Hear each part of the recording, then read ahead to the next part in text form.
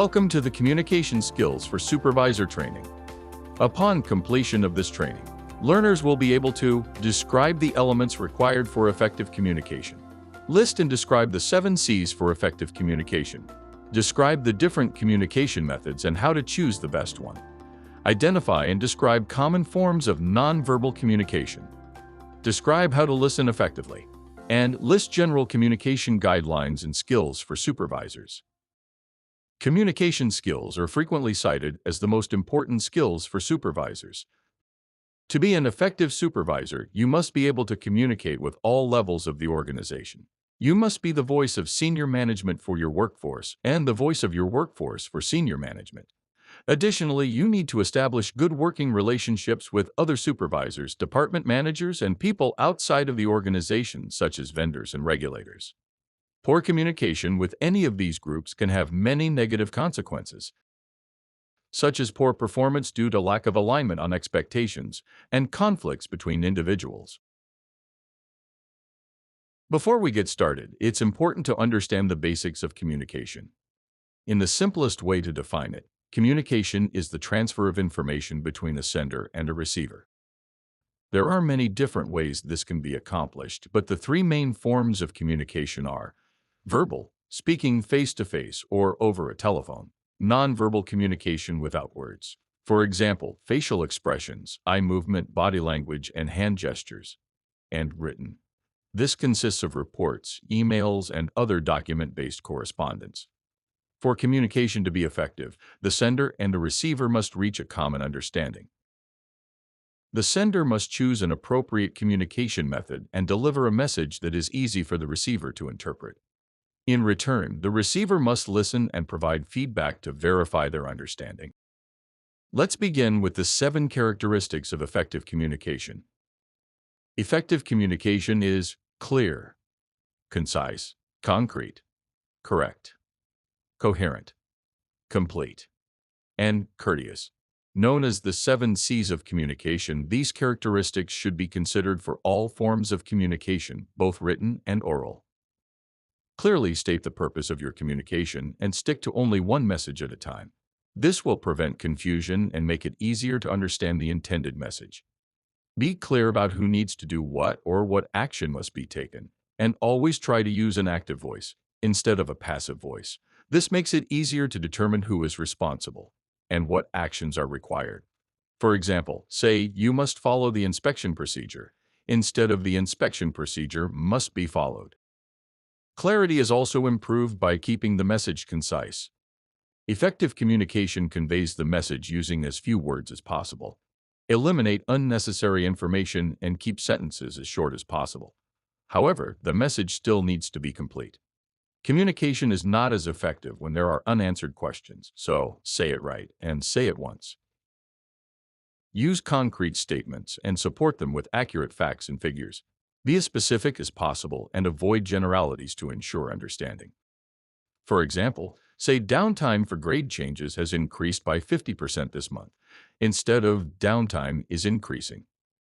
In addition to being specific, written communication should be correct and free of grammar and spelling issues. Accuracy and correctness establishes credibility and builds trust. However, just because you include facts doesn't mean the message is coherent. Statements must be ordered logically, and the message needs to be consistent for the receiver to understand your message. Start any communication by first stating your purpose, and then provide the supporting information. When the receiver knows what you are trying to say, it is easier for them to understand. Finally, and maybe most importantly, you must be courteous and consider the receiver's feelings and point of view to effectively communicate your message. Regardless of how the message is communicated, you should address different audiences separately. A message directed at everyone is actually directed at no one. Use language the selected audience understands. Explain what they need to know and why it is important to them, and anticipate questions they will have. Tailoring your message to the receiver improves understanding and the likelihood they will take the correct actions. Also, it doesn't matter how clear and correct your message is if you offend the recipient. Good communicators are empathetic and respectful, regardless of the message content.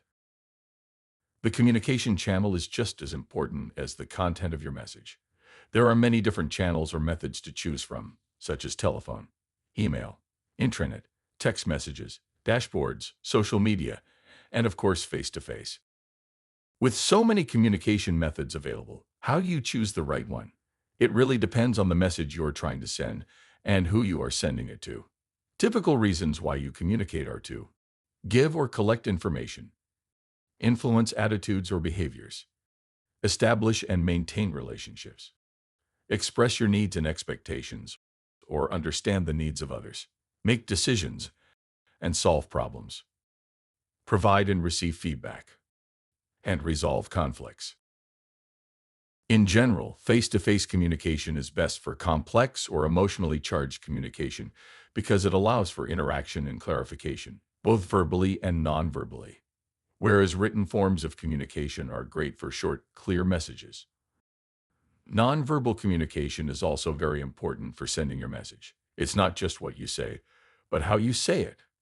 For example, you send messages with your posture, facial expressions, tone of voice, the amount of eye contact, and hand gestures. Take cues from the other person. Pay attention to how they react to what you say. When their body language doesn't match what you expect, maybe you are not sending the right message. Ask questions to see where the misunderstanding is.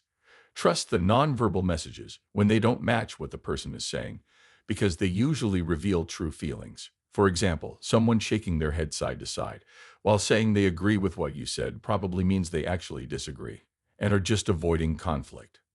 Nonverbal communication is usually subconscious, so it can be difficult to control. However, some nonverbal signals you can control, so understanding them will help you communicate more effectively. Some of the more controllable and most powerful nonverbal communication comes from speech patterns, tone, pitch, and speed. For example, nervous people often speak faster and with a higher pitch, while talking slowly and clearly with a lower pitch gives the impression of confidence. Your posture, or how you stand or sit, and your position in relationship to the other person. Sitting or standing straight with your head up, front facing the other person, shoulders back and arms relaxed at your sides, is considered an open posture which gives the impression you are friendly and approachable. Sitting in a hunched position, facing sideways or away from the other person, or crossing your arms gives the impression you are closed off or bored.